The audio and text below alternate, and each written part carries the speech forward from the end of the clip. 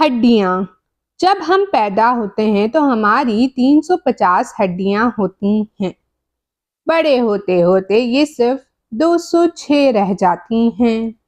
ये हड्डियाँ कहाँ गईं? ये कहीं नहीं गईं। बहुत सी छोटी हड्डियाँ जुड़कर बड़ी हड्डियाँ बन जाती हैं। हड्डियाँ सख्त और मजबूत होती हैं।